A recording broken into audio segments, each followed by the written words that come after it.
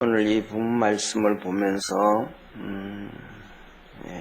우리가 오늘 이 5가지 정도 매 절절마다 주시는 메시지가 있는데요. 첫째 10절에 보면 이렇게 말씀합니다. 예언의 말씀을 임봉하지 말라. 10절 내게 말하되 이 책에 예언의 말씀을 임봉하지 말라. 때가 가까우니라. 다시 말하면 계시록을 좀 열심히 보고 신앙생활 하는데 깨어 있어라 이 말씀이거든요. 그런데 중요한 것은 뭐냐 하면 392년 AD 392년에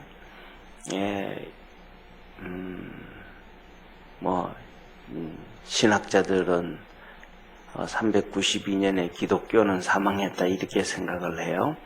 왜냐하면 그 392년에 우리가 잘 아는 이 로마 교회, 지금은 캐톨릭이죠. 로만 캐톨릭이 그때 교황이 이교도들의 수장이 됩니다. 다시 말하면 요새로 말하면 한국을 얘기하면 대표적으로 한국에 보면 뭐 지금 해교는 별로 안 들어와 있지만은 기독교, 불교, 유교 대표적으로 이렇게 볼 수 있잖아요, 그죠? 기독교, 유교, 불교가 있는데 기독교에 예를 들면 뭐라 그럴까? 기독교를 전체를 대표하는 기독교 전체를 대표하는 한국 기독교 협의회라고 한다면, 만일에 한국 기독교 협의회라고 한다면, 한국 기독교 협의회 회장이 불교 총 수장이 되는 거예요. 유교 총 수장이 되어지고. 그러니까 쉽게 말하면 이게 뭐냐 하면 이제 로만 캐톨릭이 되어져가는 과정이에요. 캐톨릭이. 그러니까 혼합 종교가 되어져가는 거예요. 이 로마 교회는 로마 교회만 그 밑에 같이 있는 수많은 교회들이 있거든요. 그러니까 요새로 우리말로 하면 지금 얘기하면 노회가 있고 대회가 있고 총회가 있고 그러는데 항상 그 중심의 총회 같은 중심의 교회가 로마 교회란 말이에요. 그 교회 수장은 전부 다 그 모든 교회를 관할하는데 그 로마 교회의 수장이 교황이 이 이교도의 수장이 돼 바벨론 종교의 수장이 돼 버리는 거예요. 그러니까 그때부터 전부 다 사실은 기독교회를 버리게 됐죠. 그때부터 시작해서 중세시대에 암흑시대가 찾아오기 시작합니다. 그때부터 시작해가지고 이 라틴어로 번역되어 있는 제롬의 펄게이트 성경책만 보게 되어지고 성도들에게는 성경책을 못 읽게 되는 라틴어로만 신부들만 읽게 되어지는 성경을 덮어버리고 그렇게 되어집니다. 그러다가 이제 우리가 잘 아는 것처럼 중간중간 이렇게 개혁주의자들이 자꾸 나타납니다. 중간에 개혁주의자들이 다시 말하면 하나님의 말씀대로 자꾸 돌아가려고 하는 그래서 종교개혁이라 그러잖아요. 그죠? 개혁이라는 말은 자꾸 하나님 말씀 쪽으로 돌아가는 것을 개혁이라고 말합니다. 우리나라에서 요새 이런저런 얘기하는 거 많이 있죠. 진보니 보수니 이런 얘기 있잖아요. 그죠? 쉽게 말하면 진보는 자꾸 인본주의로 돌아가는 겁니다. 진보는 사람들은 진보는 좋다 그러는데 한마디로 말하면 진보는 타락을 추구하는 게 진보라고 생각을 하면 됩니다.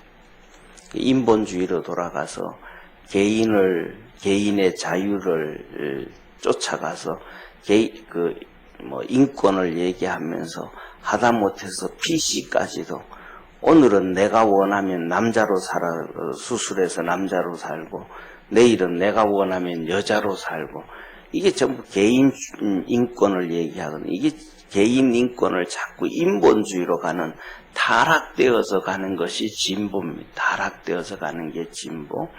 그 다음에 또 보수라는 것은 우리가 얘기하는 것처럼 기존의 가치를 지키는 것, 개인보다가는 가정의 가치를 지켜가고, 그 다음에 개인의 이 쾌락을 추구하는 것보다는 한 동네, 한 지역에 그런 문화가 들어오지 아니하도록 순결성을 지켜가는 이런 것들을, 기존의 좋은 것들을 지켜가는 게 보수라고 얘기하죠. 그 다음에 수구라는 것은 진보나 보수나 다 수구입니다. 기존에 좋든 안 좋든 간에 기존에 자기들 것을 지키려고 하는 게 그것이 수구입니다. 그런데 개혁은 뭐냐면 다릅니다. 진보와 개혁은 전혀 다른 얘기입니다. 진보와 개혁은 쉽게 말하면 진보와 개혁은 화살 방향이 반대로 가는 게 진보와 개혁입니다. 진보는 타락되어져 가는 쪽으로 자꾸 가고 재지는 쪽으로 가는 게 진보라고 하면, 개혁은 타락하지 않고 재짓지 않고 하나님의 가치로, 창조원리 가치로 성경이 말씀하시는 대로 오늘은 내가 이것이 가장 좋은 걸로 생각을 했는데, 오늘 내가 다시 아침에는 그렇게 생각을 했는데 이 시간부터 점심때 내가 성경을 읽고 공부를 해보다니까 하나님 말씀이 그게 아니었네, 하나님 말씀이 이거였네 하면 하나님 말씀으로 또 내가 바뀌어갑니다. 그래서 하나님 말씀 쪽으로 계속해서 바꾸어가는 것을 개혁주의다, 그렇게 얘기를 하면 개혁이라고 합니다. 그래서 개혁주의자. 그래서 뭐냐면 보수주의 가치도 지키는 그것도 아주 좋은 것이지만은 사실은 사회가 유지되어지고 가정이 유지되어지고 나라가 유지되어지는 것은 진보에 의해서 되어지는 것이 아니고 보수에 의해서 되어지는 거거든요. 그러니까 지금도 예를 들면 미국에서 이번에 뉴욕에서 하원으로 당선된 사람 한 명 같은 경우에는 미국 쉽게 말하면 국가 파괴주의를 주장을 해요.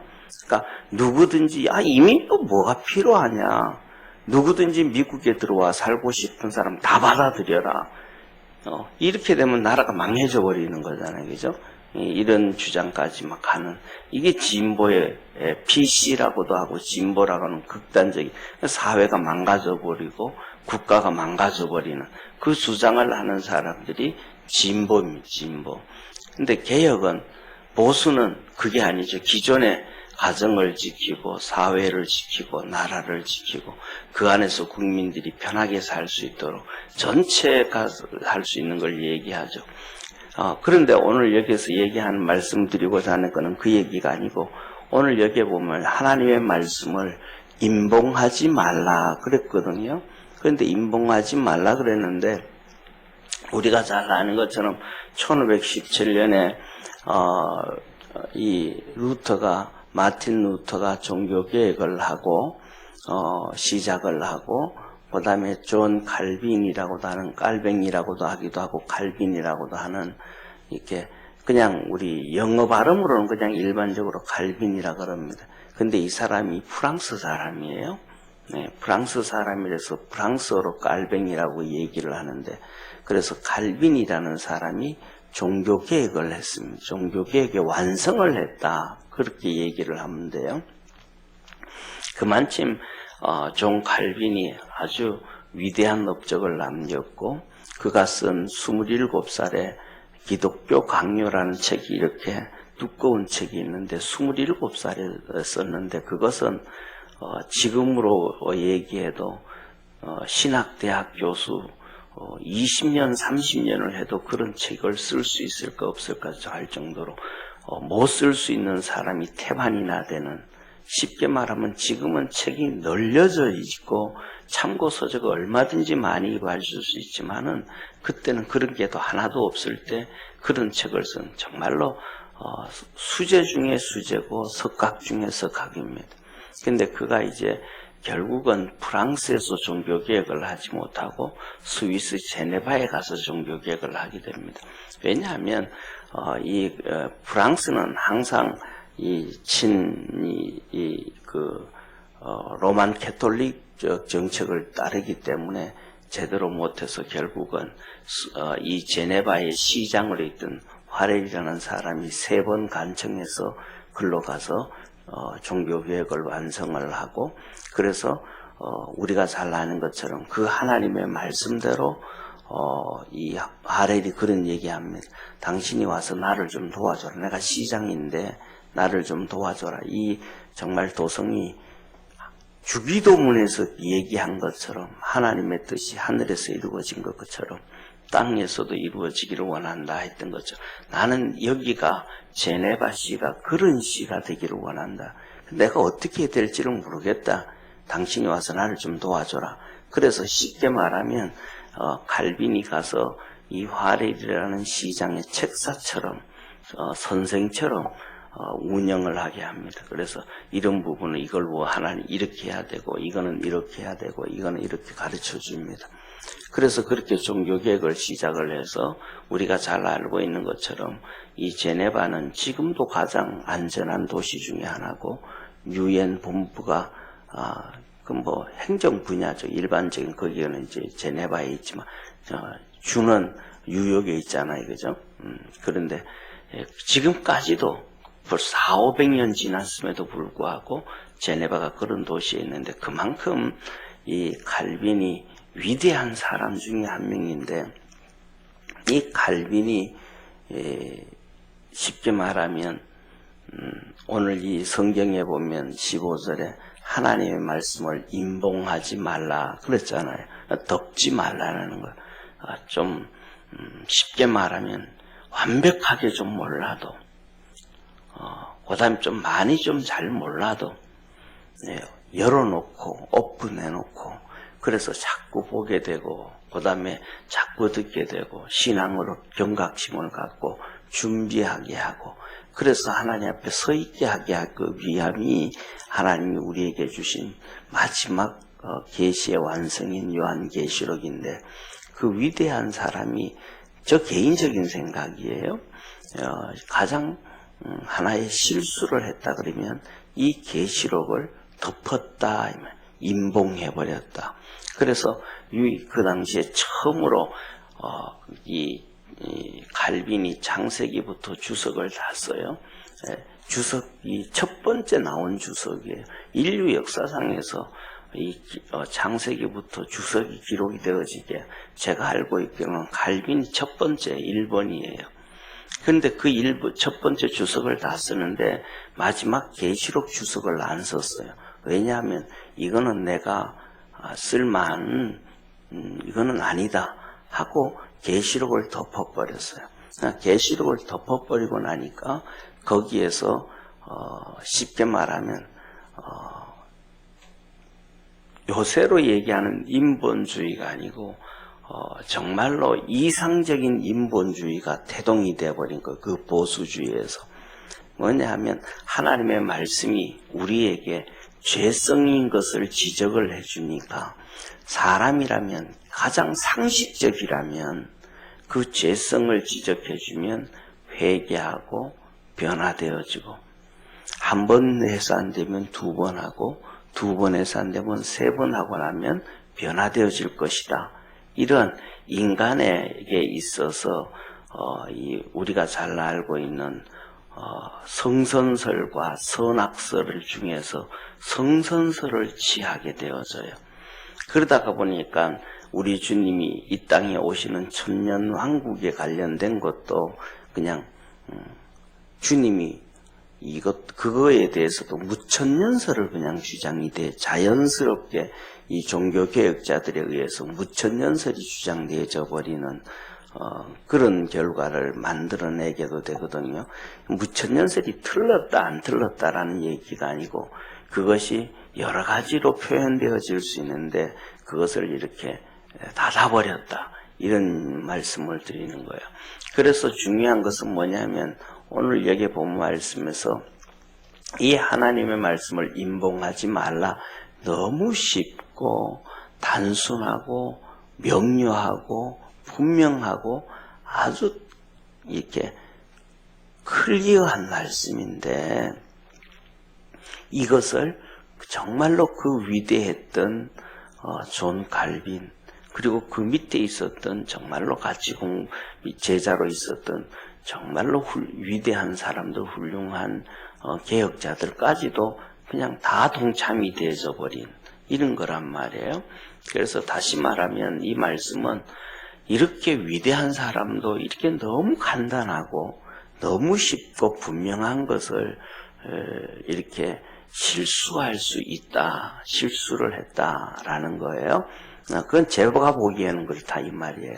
그렇다고 본다면 저와 여러분 우리 모두도 이런저런 부분에 있어서 쉽게 실수하고 쉽게 잘못되어질 수 있다는 것을 기억하는 그러한 믿음의 성도가 되기를 주의 이름으로 축원합니다.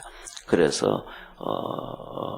이 마태복음 7장에 이 7장 1절 2절에 말씀하신 것처럼 비판하지 말라. 비판하는 그 비판으로 너희가 비판을 받을 것이요 너희가 헤아리는 그 헤아림으로 너희가 헤아림을 받을 것이니라. 그렇게 말씀하셨던 것처럼 저와 여러분 우리 모든 믿음의 성도들은 기준이 우리가 기준이 아니고 하나님의 말씀이 기준이 되어질 수 있는 그러한 믿음의 성도가 되기를 축원합니다. 그래서 하나님의 말씀이 이렇게 말하면 내가 살아온 50년인 60년이든 70년이든 이것이 옳다고 생각했는데 하나님 말씀을 봤더니 그게 아니었네 하면 거기에서 방향을 또 말씀적으로 바꾸고 그것을 내가 생각했던 것을 주장했던 것에 대해서는 그냥 또 입 다물고 있는 것이 아니고 그전에는 내가 이 부분을 이렇게 잘 생각했었는데 하나님의 말씀을 봤더니 그게 아니라서 내가 이렇게 바뀌었다라고 얘기를 하고 다른 사람도 그렇게 같이 하나님의 말씀 쪽으로 쫓아오고 따라갈 수 있는 그러한 믿음의 성도가 되기를 주의 이름으로 축원합니다. 그래서 오늘은 10절의 말씀 너무 쉽게 우리도 이렇게 실수하고 잘못되어질 수 있다라는 말씀을 드리면서 그 뒤에 보면 오늘 마지막 절에 15절에 보면 저주받은 자들에 대해서 쭉 얘기를 하는데 그 중에 끝에 가서 거짓말하는 자와 지어내는 자 이렇게 나옵니다. 거짓말하는 자와 지어내는 자. 거짓말하는 자라는 것은 분명히 그것이 뭐라는 것, 하나님의 말씀이 아니라는 것을 알면서도 주장할 수 하죠. 자기가 틀렸다라는 것을 알면서도 바꾸지를 않고 고집을 피우는 거예요. 끝까지 이렇게 고집을 피우는 거예요. 그 다음에 지어내는 거예요. 지어내는 것. 아닌 것을 자꾸 만들어내는 것. 이들이 결국은 화가 있는 저주받은 자들이다. 거기서 7종류를 얘기를 하는데 그때 2가지를 얘기하면서 우리 믿음의 모든 성도들이 말씀이 기준이 되어서 쫓아가서 이렇게 거짓을 말하는 사람 또 지어내는 사람들을 이렇게 분간해낼 수 있는 하나님의 말씀으로 지혜가 있는 그러한 축복의 성도가 되기를 주의 이름으로 축원합니다. 기도하겠습니다. 전능하신 하나님 아버지, 이 하나님의 말씀 임봉하지 말라 그랬는데 로만 가톨릭에서는 아예 창세기부터 계시록까지 오픈해 주지를 않았습니다. 하나님 말씀보다가 교황의 말이 더 우선시되고 하나님보다 교황이 더 높은 곳에 있고 백성들은 성경책을 볼 수도 만질 수도 읽을 수도 없는 그런 시대에 있었습니다. 그런 상황 가운데서 개혁을 해서 하나님의 말씀을 보게 하고 읽게 하고 눈을 열어줬던 그 놀라운 종교개혁자들, 오늘도 이 말씀을 바라보며 주님께로 쫓아가고 따라가는 복된 성도들 되게 하옵시고, 말씀이 기준이 되어서 우리 속에 진실과 진리의 영이신 성령님으로 인해서 거짓말하는 자들의 거짓을 분석해내고 지어내는 속이는 자들의 얘기를 우리가 잘 속지 아니하고 살아가는, 그래서 하나님 앞에 꿋꿋이 서가는 복된 성도들 되게 하옵소서. 구원하신 예수님의 이름으로 기도드립니다. 아멘.